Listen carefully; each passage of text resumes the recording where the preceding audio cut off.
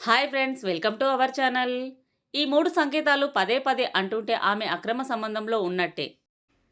మీ భార్య పరాయి పురుషుణ్ణి మోహించిందని మీకు తెలియాలంటే ఆమె ఈ 3 సంకేతాలను పదే పదే చూపిస్తూ ఉంటుంది.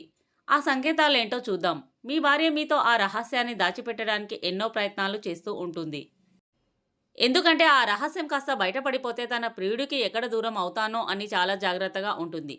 మీ భార్య తన ప్రియుడు రహస్యంగా కలుసుకొని మీ ముందు ఏమీ తెలియనట్టు మొహం పెట్టి మిమ్మల్ని మోసం చేస్తూ బ్రతుకుతుంది. మీ భార్య గుట్టును మీరు గమనించారని ఇంకా వర్తెగించి అతనితో షికారులు అంటూ తిరుగుతుంది. కానీ ఆమె చేసే ఈ 3 సంకేతాలతో ఈజీగా తన రహస్యాలను కనిపెట్టవచ్చు. ఆ 3 రహస్యాలు తెలుసుకొని మీ భార్యను కంట్రోల్ చేయవచ్చు. ఒకటవది, మీ భార్య తన ప్రియుడి గురించి మీకు తెలియకుండా ఉంచడానికి ఎన్నో రకాల ప్రయత్నాలు చేస్తుంటుంది. కానీ ఎన్ని చేసినా ఏదో ఒక రోజు మాత్రం దొరికిపోవడం ఖాయం.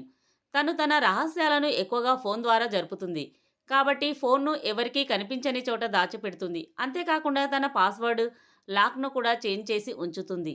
అంతేకాకుండా ఆమె తన ప్రియుడు ఫోన్ చేసిన వెంటనే ఆ నెంబర్ను డిలీట్ చేస్తుంది.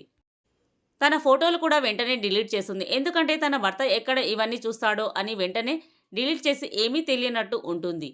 భర్త లేని సమయం మొత్తం ప్రియుడితో గడపడానికి ఇష్టపడుతుంది. ఇలాంటి స్త్రీలు భర్త కంటే ప్రియుడినే ఎక్కువగా ఇష్టపడుతుంటారు. ఇక రెండవది, ఇలాంటి భార్య భర్తను ఎప్పుడు చూసినా అసహ్యించుకుంటూ ఉంటుంది. తన భర్త పక్కన నడవడానికి కూడా ఇష్టపడదు. 7 అడుగులు తన భర్తతో వేసిన బంధం కన్నా నిన్న కాక మొన్న పరిచయమైన ప్రియుడే ఎక్కువ అన్నట్టు చూస్తారు. అతిగా అలంకరణ చేసుకుని ప్రియుడి కోసం ఎదురు చూడడం, కొత్త కొత్త బట్టలు కట్టి అతనితో సినిమాలకు వెళ్ళడం చేస్తుంది. కొంతమంది స్త్రీలు అయితే ప్రియుడి కోసం భర్తనైనా వదులుకుంటారు, కానీ ప్రియుడిని మాత్రం అస్సలు వదులుకోవడానికి ఇష్టపడరు. ఇలాగే ఊరుకుంటే చివరికి భర్తను వదిలిపెట్టి ప్రియుడితో శాశ్వతంగా వెళ్ళిపోతూ ఉంటారు. ఇలాంటి స్త్రీలకు భర్త, పిల్లలు, కుటుంబం బాధ్యతలు ఏమీ ఉండవు. ఇలాంటి వాళ్ళు పెళ్లి చేసుకుని ఒక వ్యక్తి జీవితాన్ని ఎందుకు నాశనం చేస్తారో తెలియదు. ఇక చివరిది, మూడవది, మీ భార్య తప్పు చేస్తుందనడానికి ఈ విషయంలో తప్పకుండా దొరికిపోతూ ఉంటారు. మీరు మీ భార్య ఏకాంతంగా గడిపే చోట, అంటే బెడ్రూమ్లో శృంగారం చేసే సమయంలో ఆమె ఖచ్చితంగా దొరికిపోతుంది. సెక్స్ అంటే ఏ స్త్రీకి ఇష్టముండదు. ఆ సెక్స్ చేసే సమయంలో స్త్రీలు అయిష్టంగా ఉన్నారంటే తప్పకుండా వేరే వాడితో అక్రమ సంబంధం ఉందని చెప్పవచ్చు. అంతేకాకుండా శృంగారం చేసేటప్పుడు ఎటో ధ్యాస పెట్టి ఉండడము, తన మొహంలో ఎలాంటి ఫీలింగ్స్ ఉండకపోవడము, మీకు అనుకూలంగా సహకరించకపోవడం లాంటివి చేస్తూ ఉంటారు. తన యొక్క స్తన్యాలను ముట్టుకున్నా కూడా ఎలాంటి ఉలుకు లేకుండా ఉండడం, స్తన్యాలను మీ చేతులతో గట్టిగా వత్తినా కూడా ఏమీ అనకుండా ఉండడం చేస్తూ ఉంటారు.